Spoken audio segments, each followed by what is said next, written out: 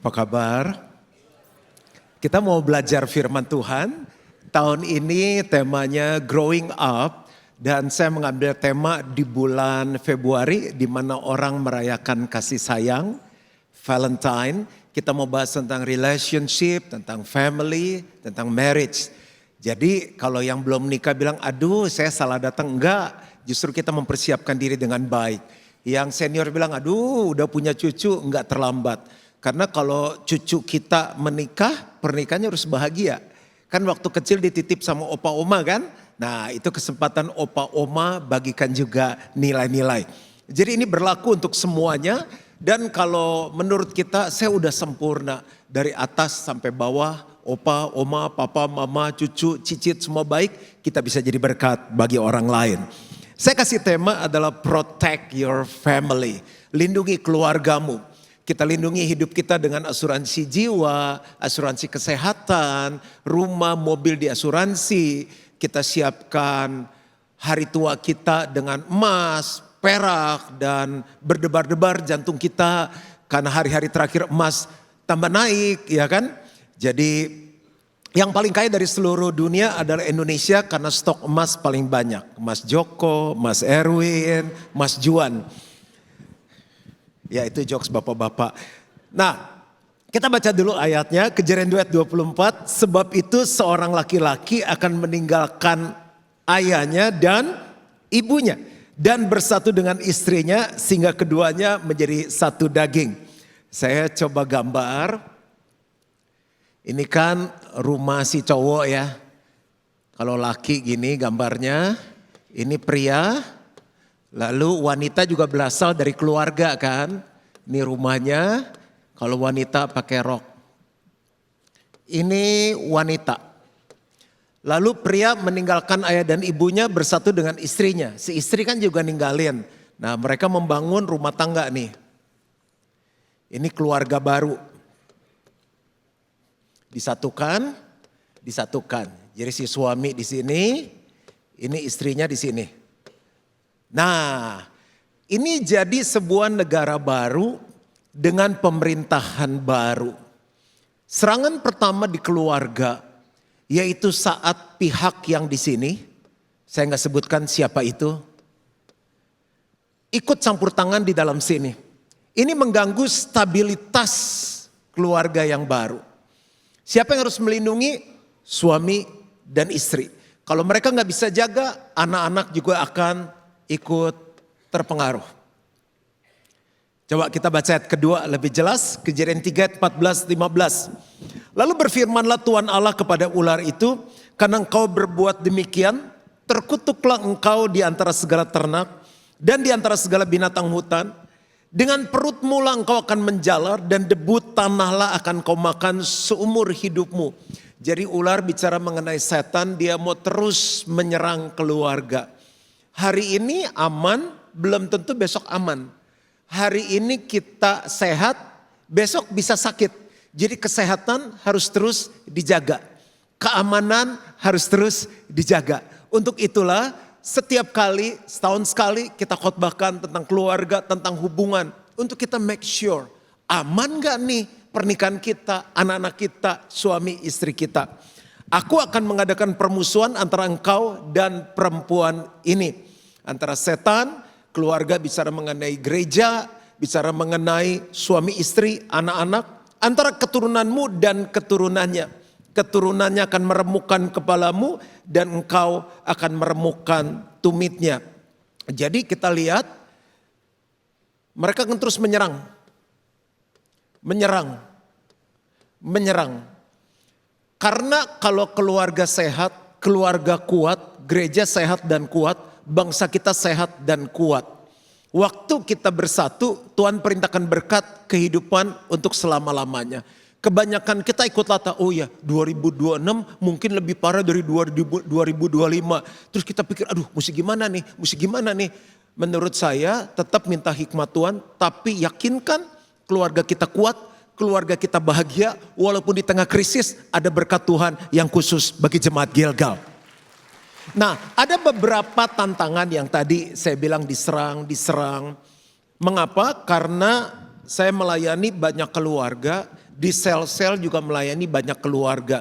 Saya coba simpulkan apa sih serangan-serangan yang mengganggu keluarga sehingga kita harus lindungi. Yang pertama adalah kehadiran orang ketiga. Tadinya saya mau kasih judul bahaya pihak ketiga. Cuma dari tim tidak menyetujui, terlalu vulgar. Jadi saya masukkan di salah satu inti. Ada film yang boom belum lama ini adalah Ipar Adalah Maut. Itu ditonton sangat tinggi sekali. Hari ini mau nggak kita tanggalkan status kita sebagai suami, istri, ipar, dokter, pendeta, siapapun. Karena tidak ada yang kebal. Pendeta bisa jatuh. Jadi ini sama sekali nggak ngomongin siapapun. Mertua-mertua juga jangan tersinggung karena aku juga akan jadi mertua suatu saat nanti. Orang ketiga, suami istri tadinya aman. Lahir anak. Anak bisa jadi serangan. Gara-gara istri terlalu fokus sama anak, suami merasa cemburu, tidak diperhatikan. Nggak punya anak pun bisa menjadi masalah. Punya anak pun masalah. Jadi mendingan punya atau nggak punya? Punya dikit atau banyak? Banyak. Punya anak banyak, kan biaya tambah besar. Jadi sumber masalah. Tapi percaya single berkatnya beda, menikah berkatnya beda, anak satu, anak dua, anak tiga berkatnya beda. Nah, tenang. Ada orang lain, ada mbak di rumah. Itu pihak ketiga. Zaman om dulu ada film Inem Pelayan Seksi. Oh, seumur semuanya. Ada babysitter. Saya udah bilang tanggalkan status ya. Makanya kalau misalnya ibu-ibu terlalu sibuk, tinggalkan bapak-bapak dengan lawan jenis. Harus dijaga rumah tangganya. Ada pengemudi yang selingkuh dengan anggota keluarga. Ada guru les. Anak tersebut menjadi LGBT karena waktu tinggalin les yang mbaknya sibuk, susnya sibuk, anaknya ditinggalin sama guru les, ternyata guru lesnya ada sesuatu. Dampak ke anaknya.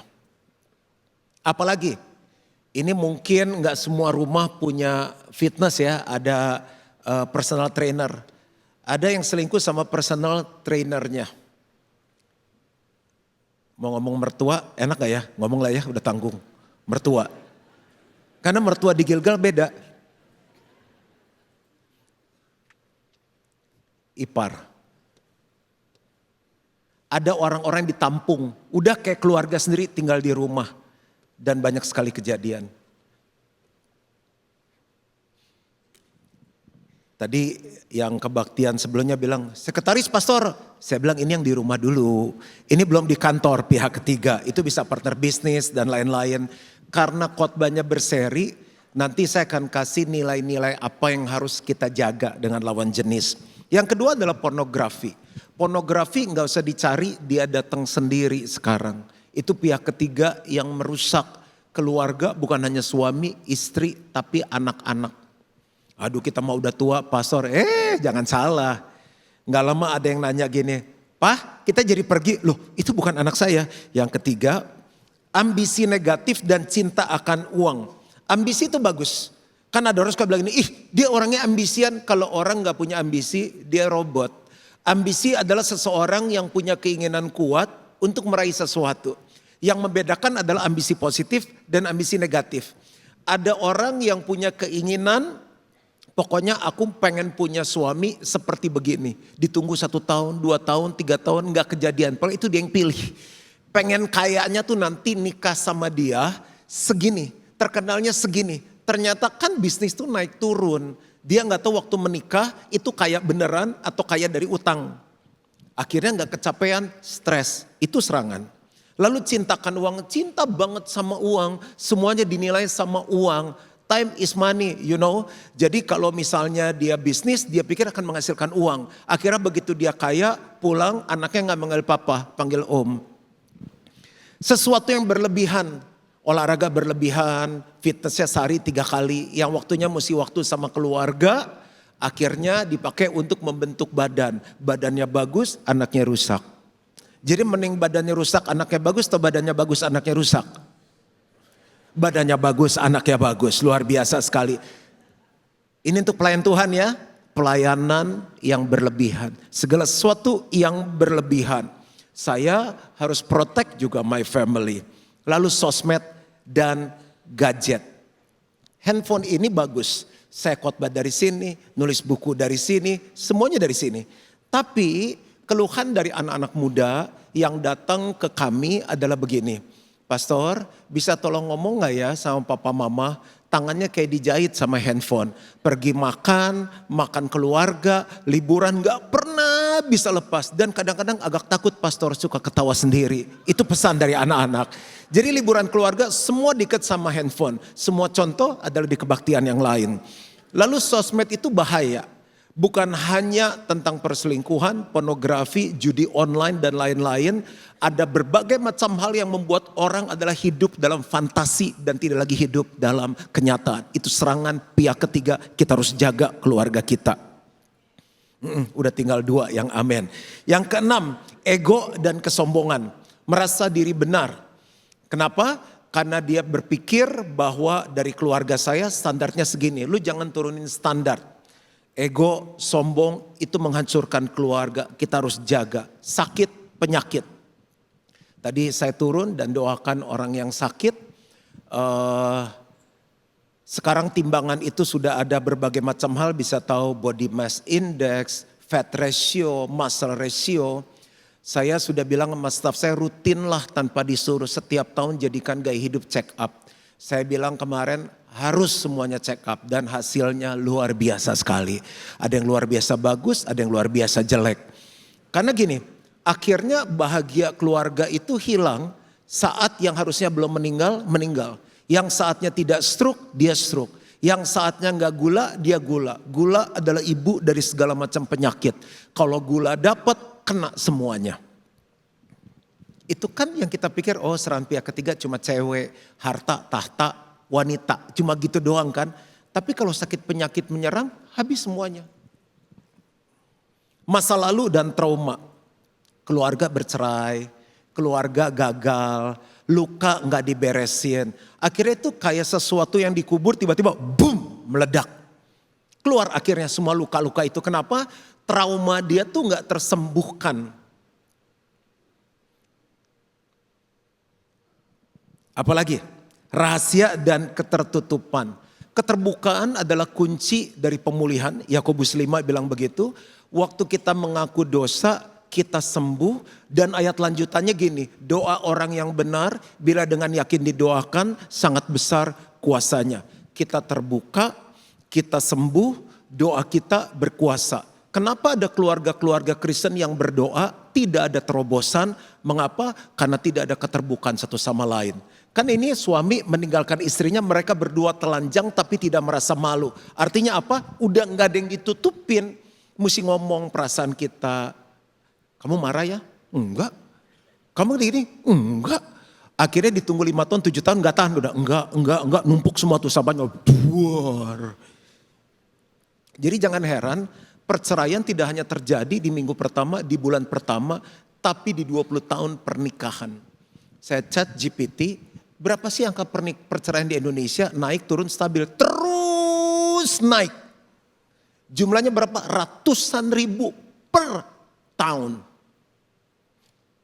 Ada orang yang masih sama-sama, tapi udah cerai sebenarnya. Lo, gue. Bilang sama kiri kanannya jangan ditutupin. Buka aja. Lebih baik sebelum menikah buka. Tapi kalau sudah menikah rasanya terlalu besar, istri gue bisa pingsan, ketemu dulu family cell leadernya, ketemu gembala, disiapin dulu pasangannya. Kan sepandai-pandainya tupai melompat pasti jatuh juga. Kalau bangke ditutupin kan kecium juga, mending buka. Itu bisa menjadi serangan pihak ketiga. Yang berikutnya adalah budaya baru. Orang sekarang bilang ini culture. Weh, culture lo, pakai sneakers ini, weh jeansnya robek, weh rambutnya model horden. Nah, Om kan melewati banyak fase. Rok pendek, rok panjang, ya kan?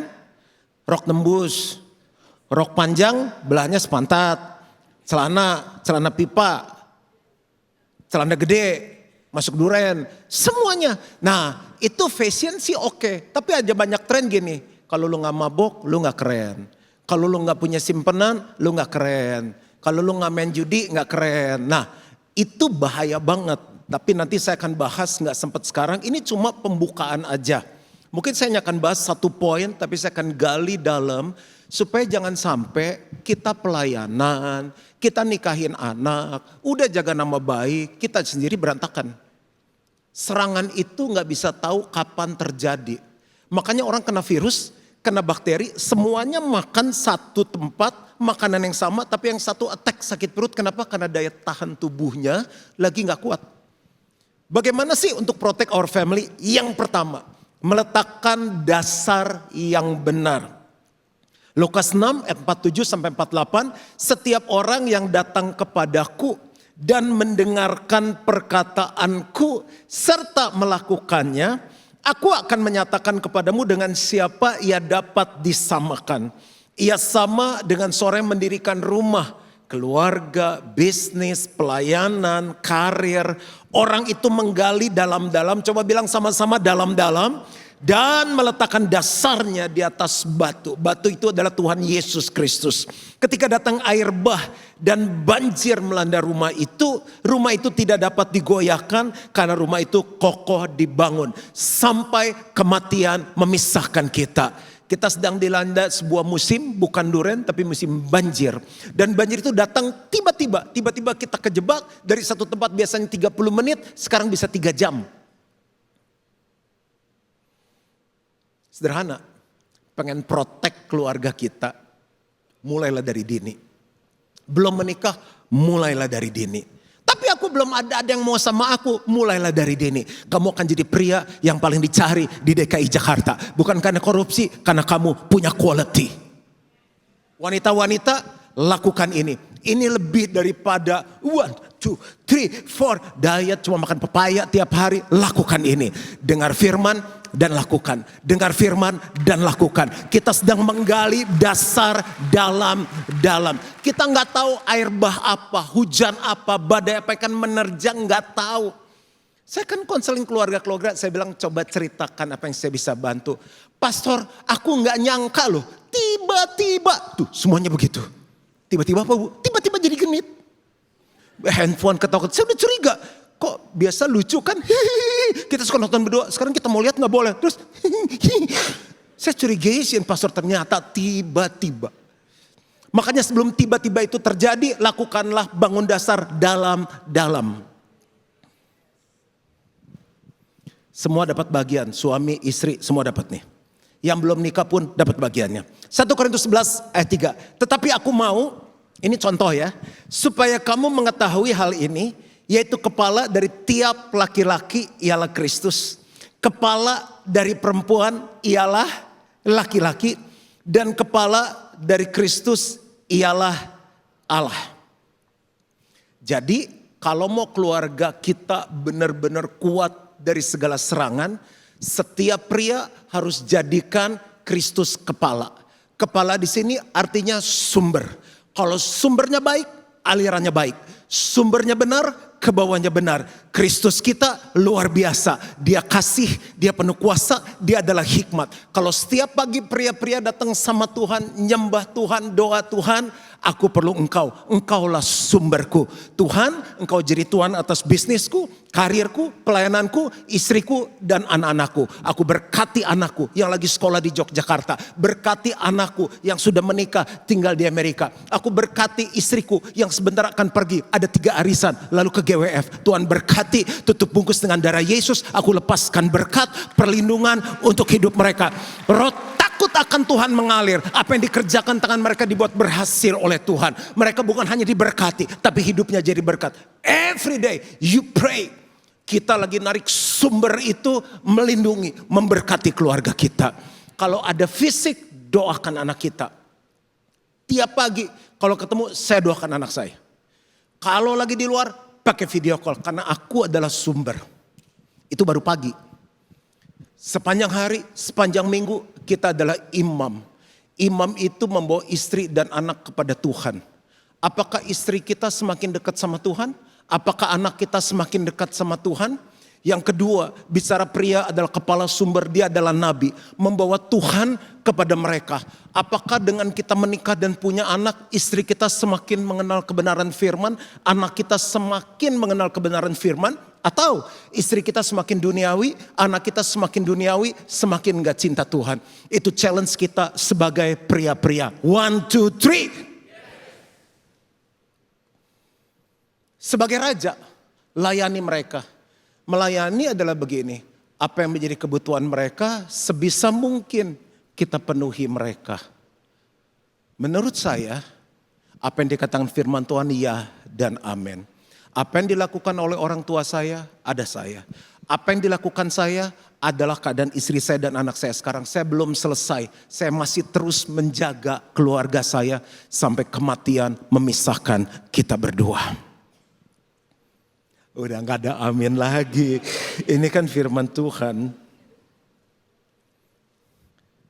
Kristus adalah kepala. Lalu suami adalah kepala dari istri. Kalau suami menyadari hal ini, keluargamu akan terjagai. Yang kedua, Amsal 31 ayat 26-27 ini caranya gimana membangun dasar, meletakkan dasar yang benar. Ini bicara mengenai istri ya. Ia membuka mulutnya dengan hikmat. Pengajaran yang lemah lembut ada di lidahnya. Ia mengawasi segala perbuatan rumah tangganya. Makanan kemalasan tidak dimakannya. Apa artinya ia membuka mulutnya dengan hikmat? Hikmat adalah begini. Dia tahu kebenaran, tapi dia tahu kapan ngomongnya, di mana ngomongnya, dan bagaimana cara ngomongnya. Ternyata suami dan anak-anak kita, kalau istrinya penuh hikmat, gak usah 1000 kata, tapi 1 kata bisa merubah suami, bisa merubah anak-anak. 1 kata yang penuh hikmat, 1 kalimat yang penuh hikmat, bisa memberikan solusi bagi suami dan memberikan juga solusi bagi anak-anak. Gak perlu 1000, 1 tapi penuh hikmat, boom, powerful. Ini maksudnya Amsal. Daripada 1000 kalimat suami kita pingsan, anak-anak kita bete, mendingan 1 kali. Benar, tapi tahan. Ibu-ibu bilang tahan. Oh nggak mau ya, ya udah nggak apa-apa. Saya tadi ngajakin ibu-ibu bilang tahan. Pengen ngomong pastor nggak tahan. Itu namanya wanita penuh hikmat. Pengajaran yang lemah lembut ada di lidahnya. Ternyata artinya gini, setiap kali kamu ngomong, hai wanita, yakinkan suami dan anak-anakmu tuh adem. Seger, sejuk, damai di hati. Nggak usah amin pak, itu buat ibu, ntar ribut. Bapaknya jangan amin, ini ibu aja. Penuh hikmat dan lemah lembut. Sejuk. Siapa suami-suami yang sering dapat seminar sama pengajaran dari istrinya? Ayat 27, ia mengawasi segala perbuatan rumah tangganya. Dia meyakinkan rumahnya beres. Dari urusan ranjang, urusan dapur, urusan logistik. Wah kalau gitu gak usah kawin. Ya itu pilihan. Tapi lebih baik sebelum nikah kita ngerti. Karena kalau itu terjadi katanya suami betah di rumah, anak betah di rumah. Ini arti dari ayat tersebut. Kenapa single perlu dengar ini? Karena kita pun masak Indomie gosong, kita perlu belajar. Bahwa ternyata bukan hanya sekedar di film-film, jalan-jalan, honeymoon, fashion, arisan, cari duit, kirim anak luar negeri, itu yang kelihatan. Yang gak kelihatan adalah rumah harus beres. Makanan kemalasan tidak dimakannya. Contoh ketiga. Ulangan 6 ayat 4-7. Ini kan bagaimana protek keluarga kita. Dengarlah hai orang Israel, Tuhan itu Allah kita, Tuhan itu Esa. Kasihlah Tuhan Allahmu dengan segenap hatimu, 1. Dengan segenap jiwamu, 2. Dan dengan segenap kekuatanmu, 3. Jadi ternyata untuk keluarga kita terjaga dimulai dari papa mama, suami istri yang takut akan Tuhan. Mengasihi dengan segenap hati, jiwa, kekuatan.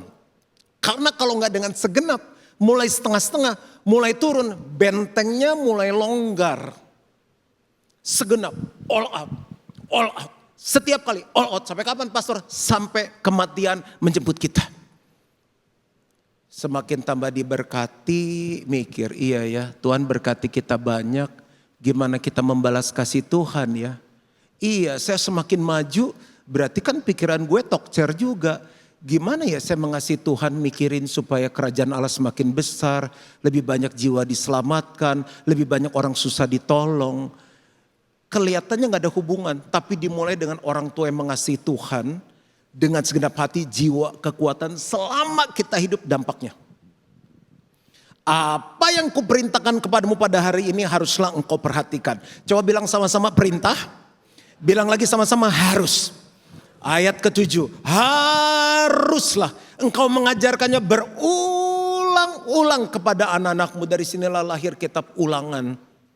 Dan membicarakannya apabila engkau duduk di rumahmu, apabila engkau sedang dalam perjalanan, apabila engkau berbaring, dan apabila engkau bangun. Jadi ini perintah, ini harus berulang-ulang. Perintah harus berulang-ulang. Ini prinsip parenting.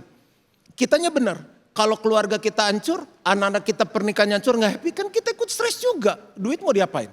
Nebus anak di penjara, pakai untuk rehab, kena narkoba, bayar biaya pengacara perceraian. Mending itu dipakai untuk kita lakukan ini. Katanya dari bangun, lagi berjalan, lagi duduk makan, sampai dia tidur lagi, jangan lupa karena mereka udah lihat hidup kita. Jadi waktu kita ngomong dia bilang ini, yang diomongin sesuai sama yang dihidupin sama orang tua kita. Contoh, habis ini kan makan ya. Kan belum altar call, kok ibu udah dijamah. Habis ini makan kan? Ya dong, jangan marah dong, ini kan cuma khotbah, tetap aja makan, tetap makan, gak ada hubungannya. Makan kan? Ngomongin apa? Makan di mana nih guys, gitu kan? Habis makan, kasinan ya. Ada enggak dari Januari 1, 2026 sampai hari ini, saya lupa tanggal berapa? Tanggal 1 Februari 2026, ada ngomongin firman.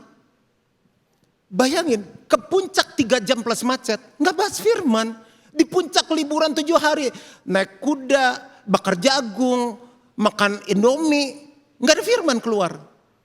Ya kita nggak ngasih nilai, dunia yang kasih nilai untuk anak-anak kita. Terus kita berharap tanpa firman, firman itu kan perisai hidup. Supaya kita nggak ketembak kan. Kalau musuh tembak, itu perisai lo firman.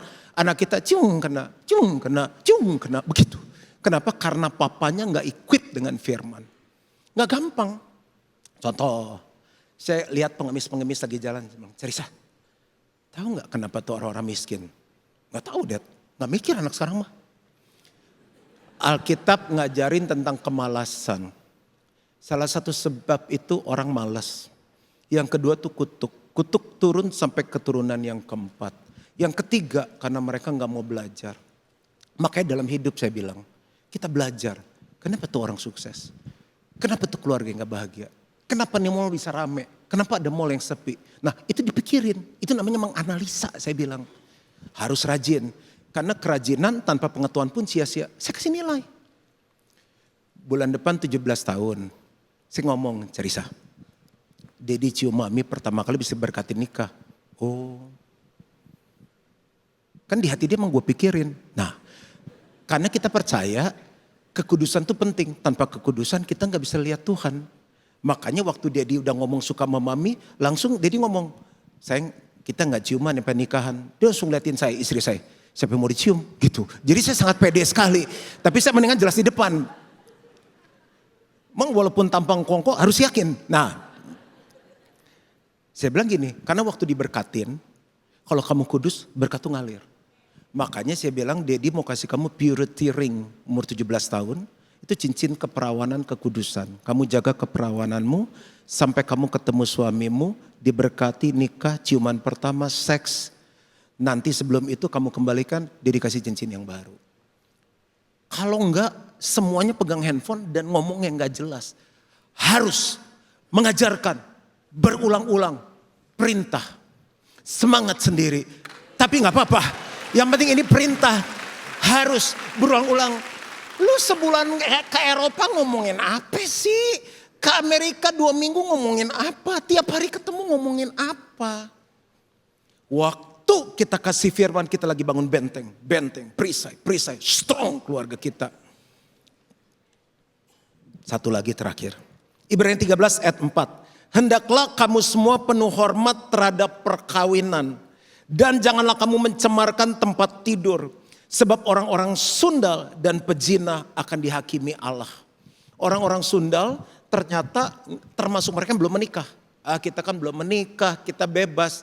Mulai dari muda, kalau kita nakal dan kita gak bertobat, begitu nikah tambah nakal. Karena dosa tuh eskalasi. Misalnya orang yang terikat drugs, kan mulainya dikit. Tambah dosis, itu addicted.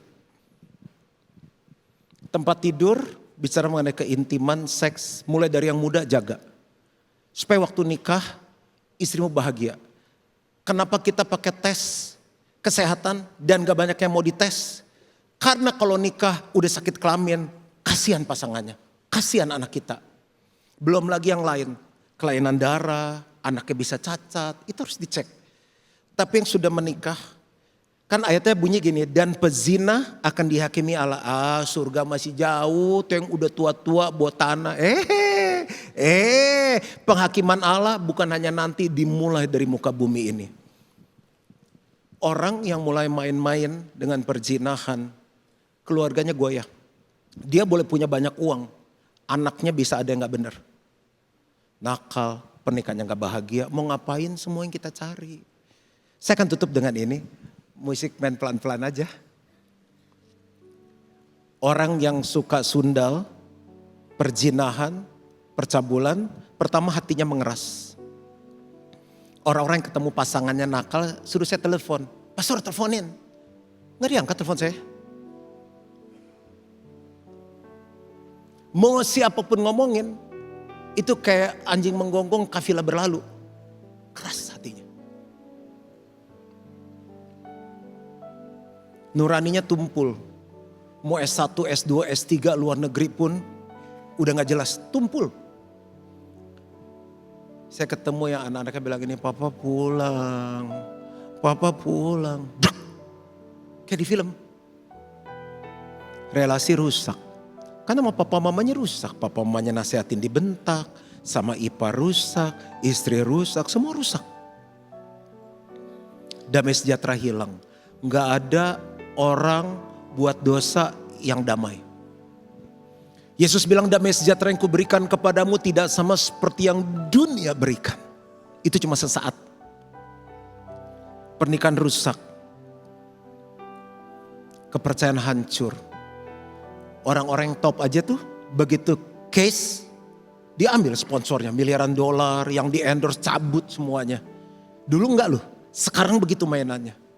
Karena ada urusannya dengan nama baik. Keluarga dan generasi terluka. Begitu kita break walaupun gak cerai, anak-anak lihat. Penuh trauma, penuh luka, gak utuh lagi. Harusnya nanti dia nikah, kasih itu memberi, dia nuntut.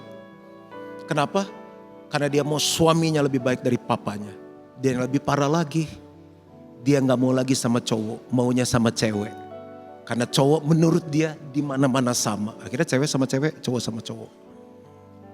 Hancur. Dan terakhir kesaksian rohani jatuh. Gampang. Iblis mau hancurkan dunia. Iblis mau hancurkan bangsa. Dia mulai dari keluarga. Kalau keluarga hancur, gereja hancur, bangsa hancur. Tapi kalau GBI Gilgal jaga keluarganya, sehat, bahagia. Bukan hanya jaim, jaga image. Real strong. Gerejanya kuat. Bangsanya kuat. Tuhan memberkati setiap kita. Mari bangkit berdiri sama-sama. Ku berseru mengangkat apapun keadaan keluargamu. Berseru kepada Tuhan. Tuhan sanggup memulihkan. Tuhan sanggup menolong.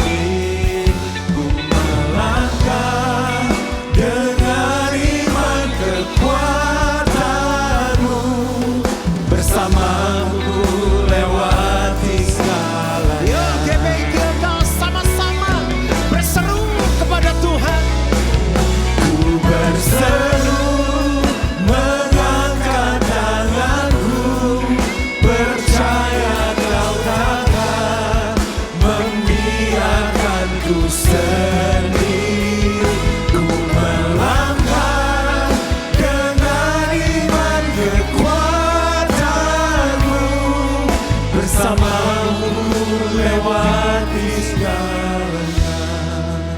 saat keyboard main dengan lembut. Siapa yang hari ini dengar firman, di overflow, di bawah, di onsite, di online bilang, aku mau jaga keluarga. Kalau itu engkau angkat tanganmu dan saya mau berdoa. Hari ini kami kuat, besok kami bisa lemah. Hari ini kami sehat, besok bisa sakit. Kami GBI Gilgal mau sepakat menjaga keluarga kami apapun harganya. Iblis, engkau gak berhak menghancurkan keluarga kami. Tutup bungkus setiap keluarga Gilgal dengan darah Yesus. Suami, istri, orang tua, anak semua berperan. Aku minta ini di dalam nama Yesus. Dan semua yang percaya sama-sama katakan amin, amin.